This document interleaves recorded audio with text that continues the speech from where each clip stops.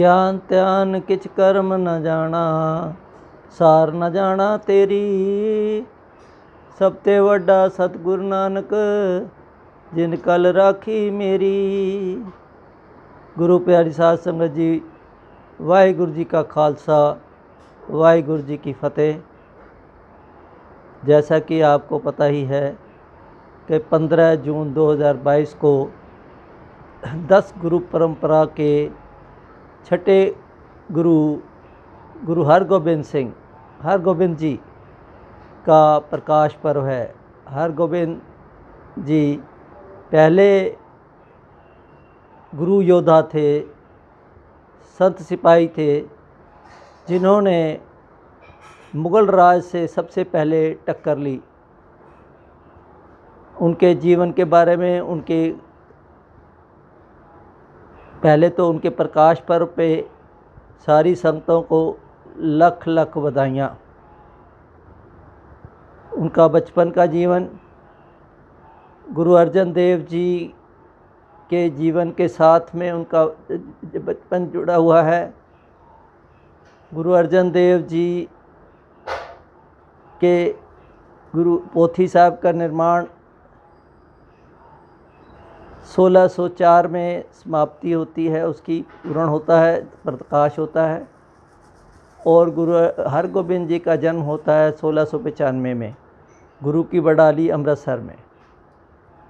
परंतु उनका बड़ा भाई पृथ्वीचंद, क्योंकि गुरु अर्जन देव जी की शादी काफ़ी समय पहले हो गई थी, परंतु उनके घर में कोई भी बच्चे का किसी का जन्म नहीं हुआ।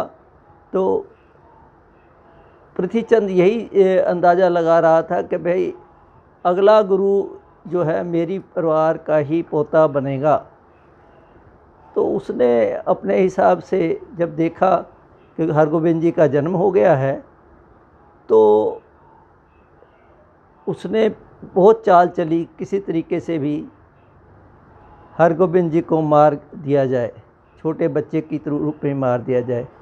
दाई को भी भेजा जहर लगाकर, परंतु दाई मर गई। खिडावे को भेजा, वो भी नहीं कामयाब हुआ। सांप भी भेजा, मतलब कई इस तरीके के कर्म किए कि गुरु हरगोबिंद जी को मार गिराऊं, परंतु हरगोबिंद जी जीवित रहे। और इसमें गुरु अर्जन देव जी की जो श्रद्धा, जो भगवान के साथ उनका जो लिंक था, वो सबसे ज़्यादा काम था। उन्होंने कभी भी इस बात पे अपना घमंड नहीं किया। परंतु 1605 में अकबर की मृत्यु होती है। अकबर की मृत्यु के बाद जहांगीर बैठता है। जहांगीर के बैठने पर, क्योंकि गुरु अर्जन देव जी ने चंदू की बेटी के रिश्ता वापस कर दिया था, उधर से जो नक्शबंदी अखाड़ा जो अकबर के ज़माने से ही चल रहा था, उसके नक्शबंदी अखाड़े के लोग भी जो है वो जहांगीर के राजपाट में बैठे हुए थे, उसके वजीर बने हुए थे। उन्होंने जहांगीर को बहकाया, चंदू ने भी भड़काया, और इस तरीके से गुरु अर्जन देव जी को लाहौर में बुलाया गया, जिसके बारे में, शहीदी के बारे में आपको पता ही होगा। लाहौर में बुलाया गया, तो जब जैसे ही लाहौर बुलाया गया, तो गुरु अर्जन देव जी ये भांप गए कि अब जब मैं अगर जाऊंगा तो मैं लौटने के नहीं आऊँगा, मेरा शरीर जो है वहाँ लग जाएगा। उस समय गुरु हरगोबिंद जी की उम्र कुल 11 वर्ष की थी, परंतु वो भाई गुरदास जी को और भाई बुड्ढा जी को कहकर उन्होंने गुरु हरगोबिंद जी को हरगोबिंद जी को गद्दी पर बैठाया। गद्दी पर बैठाने पर उनको अपनी जो गुरु अर्जन देव जी के स्थान पर गुरु गद्दी पर बैठाया।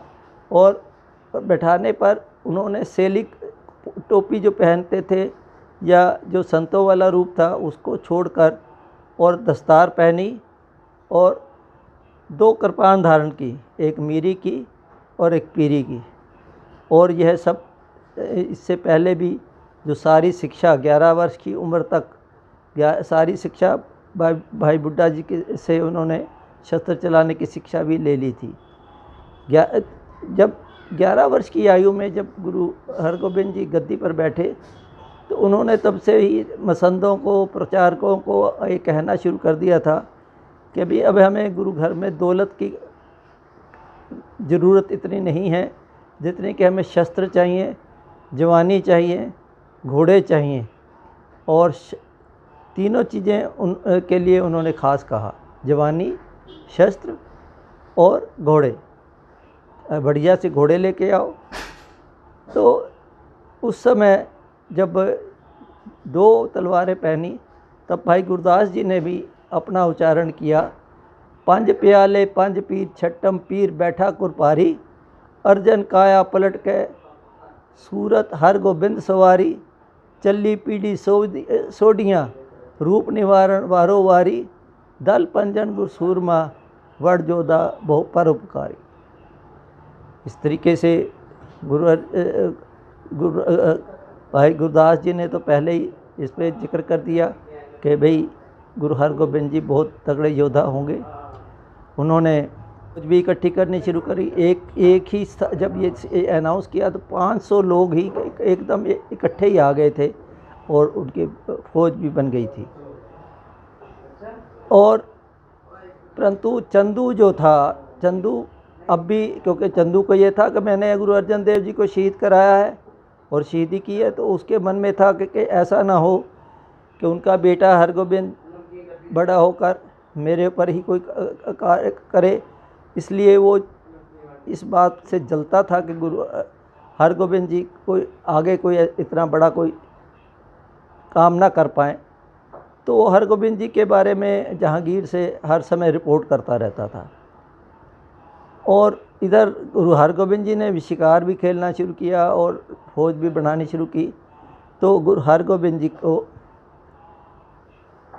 इस बात पर जहांगीर ने ये सोचा कि ऐसा ना हो, क्योंकि उसको चंदू भी भड़का रहा था कि कल को हमारे लिए ही दिक्कत हो जाए, तो उनको ग्वालियर के किले में बंद करा दिया, गिरफ्तार करके बंद करा दिया गया। जब ग्वालियर के किले में बंद कराया गया तो वहाँ पर 52 राजा पहले से ही कैद किए हुए थे। ये अकबर के ज़माने से थे। जो कुछ लोग जो उन्होंने टैक्स लगा रखे थे वो टैक्स नहीं देते थे, तो भी उन राजाओं को भी अंदर बंद कर देते थे। और जो उनकी बात नहीं मानता था उन राजाओं को भी बंद कर देते थे। और उनको फिर भोजन में भी स्लो पॉइजन दिया जाता था ताकि वो धीरे धीरे वहीं पर मर खप जाएं। परंतु जब गुरु हरगोबिंद जी अंदर गए ग्वालियर के किले में तो उनके साथ सत्संग होने लगा। सत्संग ऐसा अच्छा सत्संग हुआ कि सत्संग में सारे ही राजे खुश हो गए। उधर से जहांगीर बीमार हो गया। साईं मियाँ मीर ने भी जहांगीर को समझाया कि तुमने पहले गुरु अर्जन देव जी पर इस तरीके से किया है, इस तरीके से उनको तसद्दुद दिए हैं, जुल्म करके मारा है, और अब तुमने उनके बेटे को ही बंद कर दिया है, तो इसलिए तुम बीमार हो गए हो। और भी लोग जो नहीं चाहते थे वज़ीर खान एक उनके समय पर वज़ीर था एक जहांगीर का, वो भी गुरु घर का बहुत प्यारा था। उसने भी जहांगीर को समझाया और समझने के बाद जहांगीर ने गुरु हरगोबिंद जी को छोड़ने के लिए अनाउंस कर दिया कि भाई उसको छोड़ दिया जाए। जब अब छोड़ने की बात आई, राजाओं को पता लगा, तो राजाओं ने कहा कि हम तो नहीं जाएंगे जी, हम तो अब नहीं रह पाएंगे, तो हमें भी आप अपने साथ लेके चलिए। तो जहांगीर को मैसेज भेजा गया कि हरगोबिंद जी ने कहा कि मैं अकेले नहीं जाऊंगा, मेरे साथ में ये राजे भी जाएंगे। तो जहांगीर ने कहा जो आपका चोला पकड़ के बाहर निकल जाए हम उसको बाहर जाने देंगे। तो इसमें फिर 52 कलियों का चोला स्पेशल बनवाया गया। बहुत जल्दी से वो चोला पहनकर जब गुरु हरगोबिंद जी बाहर निकले तो उन्होंने 52 राजों को भी छुड़वा लिया। तो तब वहाँ बंदी छोड़ राजा गुरु भी कहलाए, बंदी छोड़ दाता, बंदी छोड़ दाता के रूप में कहलाए गए। उसके बाद ग्वालियर से दिल्ली आए। दिल्ली पर में ही जो इतिहास कहता है कि चंदू को गुरुजी के हवाले कर दिया और गुरुजी ने आगे संगतों के हवाले कर दिया और उसको लाहौर लाया गया। लाहौर में उसको सारे लाहौर में घुमाया गया, उसके नाक में नकेल डालकर और सारे शहर में घुमाया गया। और वहीं पर जो जिसने गुरुजी के सिर पर गरम रेत डाली थी, जो बड़बूंजा था, उसने वो भी अपना बड़बूंजा लेके आया और उसने उसी बड़बूंजे को चंदू के सिर पे मारा कि इसने मेरे से ज़बरदस्ती गुरु अर्जन देव जी के सिर पर रेत डलवाई थी, और उसको चंदू का वहीं पर समाप्ति हो गई। और इसके अलावा जहांगीर के साथ गुरुजी के अच्छे व्यवहार चलते रहे, अच्छा उनके साथ बैठना उठना, शिकार करने जाना। एक बार जहांगीर और हरगोबिंद जी शिकार खेलने गए तो शेर ने अटैक कर दिया। जब शेर ने अटैक किया तो गुरु हरगोबिंद जी ने आगे होकर अपनी ढाल पर शेर के पंजों को रोका और उसको तलवार से एक ही बार से उसको बीच में तलवार उसके शरीर में मारी और उसको दो हिस्सों में बांट दिया। इस तरीके से जहांगीर और भी प्रभावित हो गया। एक बार उन्होंने आगरा में अपना, दोनों ने टेंट लगाए हुए थे, एक सच्चे पातशाह और एक बादशाह। एक जो घसियारा था वो गुरु घर का प्यारा था, वो घास काट कर और लाया कि मैं, जब उसको पता लगा कि गुरु हरगोबिंद जी यहाँ आए हुए हैं, गुरु हरगोबिंद जी को मिलने के लिए, सच्चे पातशाह को, क्योंकि गुरु हरगोबिंद जी को सब लोग वहाँ सच्चे पातशाह कहने लग गए थे, हरगोबिंद जी को मिलने के लिए आया। पर वो जहांगीर बादशाह के पंडाल में चला गया। जब वहाँ अंदर गया, अंदर जाकर उसने घास भी रखी और एक टका आगे उनके सामने रखा और कहा कि मेरे को जीवन मुक्त कर दिए। तो जहांगीर समझने लगा कि भाई ये जीवन मुक्त करने वाला मैं कौन होता हूँ। तो उसने कहा भाई मैं तो ये सब काम नहीं कर सकता, हाँ तुम्हें और कुछ चाहिए संसारिक चीज़ों में तो मैं तुम्हें सब कुछ दे सकता हूँ। उन्होंने कहा नहीं मेरे को और कुछ नहीं चाहिए, मैं गलत आ गया। और उसने अपनी घास की पाँट भी, घास की जो गांठ थी वो भी उठाई और टका भी उठाकर वो सच्चे पातशाह के गुरु हरगोबिंद जी को जाकर मिला। इतना प्रभाव अच्छा उनके जीवन में, उनकी संगतें उनका इतना उनका प्यार करने लग गई थी। इसी तरह बहुत एक विचित्र बात हुई कि भाई लक्ष्मी चंद जी जो गुरु नानक देव जी के बड़े बेटे थे, जो उदासी संप्रदाय चला रहे थे, और वो आकर गुरु हरगोबिंद जी को मिले और उन्होंने कहा कि भाई मेरी उम्र काफ़ी हो गई है और मुझे ये उदासी प्रथा आगे और चलानी है, तो मुझे आप अपना एक बेटा दीजिए। तो गुरु हरगोबिंद जी ने भाई गुरुदत्ता जी जो उनके बड़े बेटे थे उनको दिया। उसके पश्चात 1627 में जहांगीर की मृत्यु हो जाती है। 1627 में जहांगीर की मृत्यु होती है और 1627 में बादशाह शाहजहाँ जो है उनकी जगह, जहांगीर की जगह उनका बेटा शाहजहाँ जो है वो उनका वो राज संभालता है। जैसे ही शाहजहाँ राज संभालता है वो भी कट्टर प्रवृत्ति का होता है, तो उसने पहली लड़ाई इस वजह से सबसे पहली लड़ाई गुरु हरगोबिंद जी को 1628 में पहली लड़ाई लड़नी पड़ी और उसमें उनके पास उस समय केवल 700 फौज थे, तो और उधर 7000 से भी अधिक फौज आ गई थी, परंतु पहली लड़ाई भी उन्होंने जीती। और इस तरीके से गुरु हरगोबिंद जी ने 4 लड़ाइयाँ मुग़ल राज के शाहजहाँ के साथ लड़ी और उनके सेनापतियों से सीधा टकराव किया और सेनापतियों को सब सीधा उनसे टकराव करके उनको ख़त्म किया। और उसमें अब लल्ला बेग भी थे, सेनापतियों में मुखलिस खां थे, करमचंद रतन चंद थे, अब्दुल्ला थे, इन सभी, और एक पैंदे खां थे। इन सभी को गुरु हरगोबिंद जी ने अपनी तलवार से इनको शहीद किया। ऐसा नहीं हुआ कि उन्होंने अपने सिखों को आगे कर दिया हो और जो सेनापतियों को से सीधा मुकाबला किया। इसके पश्चात आपको और बताना चाहते हैं कि लाहौर में गिल्टी का एक जो बीमारी फैल गई थी, गिल्टी की बीमारी।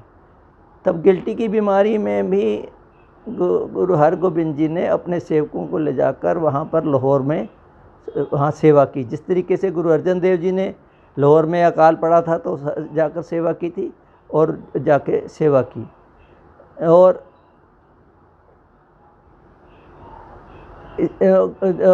सबसे बड़ी बात, उनको इतने परोपकारी थे, वो इतने परोपकारी थे कि उन्होंने अपने सारे जीवन में, जितना भी जीवन उनका था, उन्होंने कभी जो भी उनके पास धन होता, पैसा इकट्ठा होता, कुछ भी होता, तो वो अपने पास जमा नहीं रखते थे, वो साथ ही के साथ संतों में बांट देते थे। इसी तरह वो कश्मीर गए। कश्मीर में भी जहांगीर उनके साथ था। जहांगीर 1619 में जहांगीर अमृतसर में भी आया था। अमृतसर में उसने गुरुद्वारे में शब्द कीर्तन भी सुना था। और इसी तरह से गुरु हरगोबिंद जी ने अपने जीवन काल में कोई पैसा इकट्ठा करके नहीं रखा और जो भी पैसा इकट्ठा होता वो संतों में बांट देते और अपना जीवन निर्वाह करते रहे।